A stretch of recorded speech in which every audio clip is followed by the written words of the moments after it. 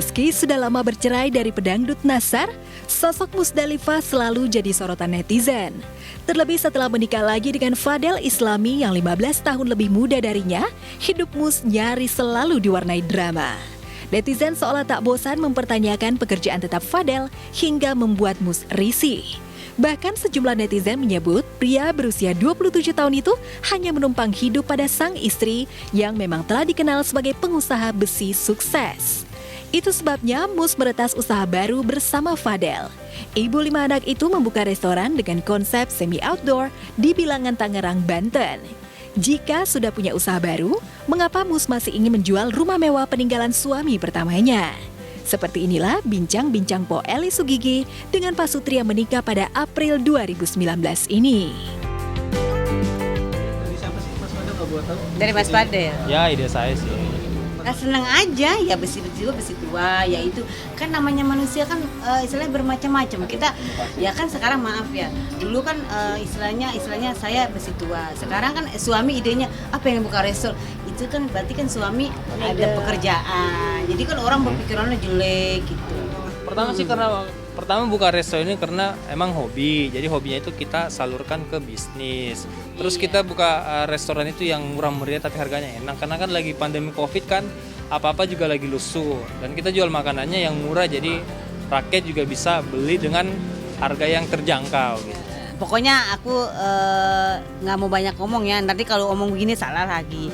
Ikutin aja jalurnya gimana. Karena Mbak Musnya Mengalir. Karena Mbak Mus ini jual rumah itu bukan karena nggak punya duit, saya tahu. Tapi mungkin pengen itu rumah gede banget, saya tahu ya.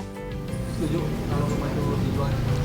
Ya kalau saya sih pasti ada plus minusnya sih. Kalau misalkan dijual itu pasti ada alasan tertentu pribadi. Misalkan buat efisiensi kos, misalkan rumahnya terlalu gede, pembonceng terlalu banyak kan, itu kan biaya banyak. Kita menuju ke depan. Nah, rumah itu karena dua masa lalu Mbak Mus di situ, jadi mungkin Mbak Mus pengen masa lalu yang baru dengan Mas Fadel tidak di rumah itu.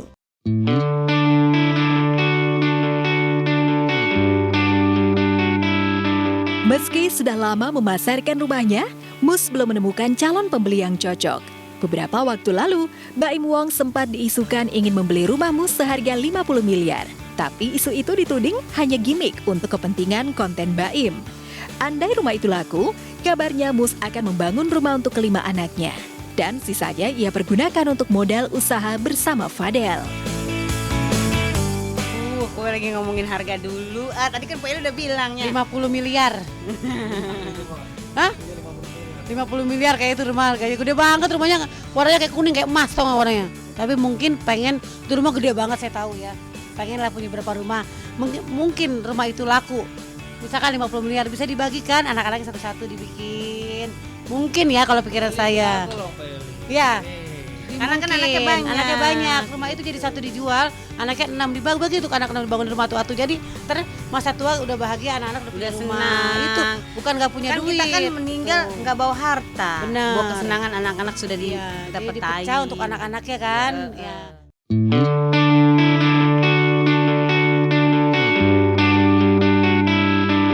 Kedatangan Eli tak cuma untuk mengorek kehidupan rumah tangga Mus bersama Fadel. Mantan bos penonton bayaran itu ingin mencicipi hidangan khas restoran Mus dan Fadel. Karena sudah lapar, Mpok Eli langsung meminta makanan berat, nasi dan bebek goreng sambal mangga.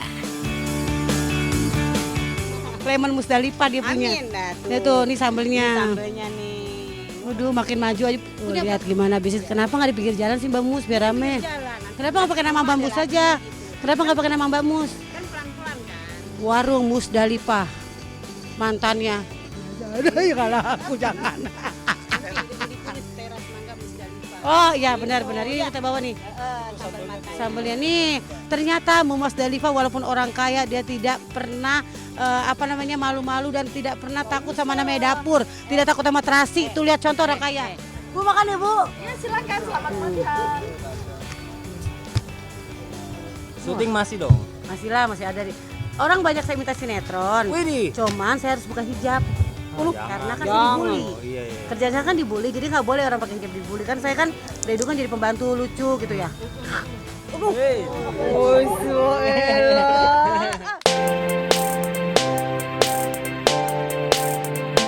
Sekian menit mencoba sabar dari sikap Mpok Eli yang sejak datang telah menggoda Fadel, Mus akhirnya hilang kesabaran. Saat Mpok Eli makan, ia bertanya apakah Mpok Eli berani main mata dengan Fadel di belakangnya. Namanya apa? Jus mangga.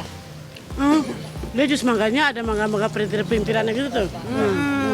Jadi Kan teras mangga. Jadi orang nggak mangganya doang di jus, jadi ada buahnya juga. Saya minum ya. Iya dong. Minum berdua yuk. Lu ngerayu laki gua mulu. Lu beli sini mau makan apa mau ngerayu laki gue? Hah? Nyesel saya makan di sini. Enggak, maksud gue. Mau makan apa yang ngerayu laki gue? Jangan takut kalau sama saya emang nggak mungkin. Saya emang nggak begitu. Tahu-tahu ntar lu jalan berdua janjian. Percaya. Tukaran nomor. Percaya sama saya, percaya enggak? Kan bisa ada DM. Curiga banget ya Allah.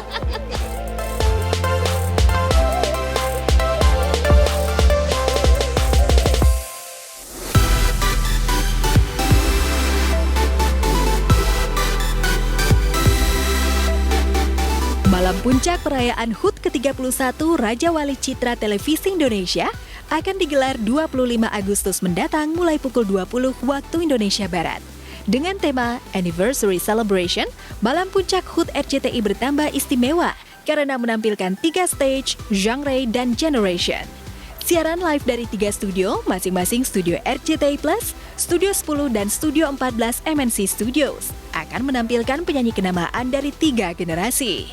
Selain Raja Dangdut Rhoma Irama, Ayu Ting Ting juga akan menampilkan performa terbaiknya. Demikian pula musisi dan penyanyi papan atas dari genre pop siap menggetarkan panggung HUT ke-30 RCTI. Beberapa waktu lalu, penyanyi dan pesinetron Riza Shah menjalani sesi latihan vokal di sebuah studio di kawasan Kebonjeruk, Jakarta Barat. Mungkin saat hatiku masih sayang, salahku memutus cinta, dan kini ku menyesal, rindu hanya di dalam hati. Usai latihan, Riza mengatakan ia bangga bisa memeriahkan Malam Puncak HUT ke-30 RCTI yang mengusung konsep Anniversary Celebration. Lalu benarkah Riza akan berduet dengan Ranti Maria? Untuk persiapannya sih yang jelas ini tantangan baru ya. Kita bakal tampil di panggung yang besar, di panggung hari ulang tahun RCTI, dan itu sebuah kebanggaan buat saya. Kalau featuring, bocoran aja ya. Bocoran saya nanti mau duet sama Ranti.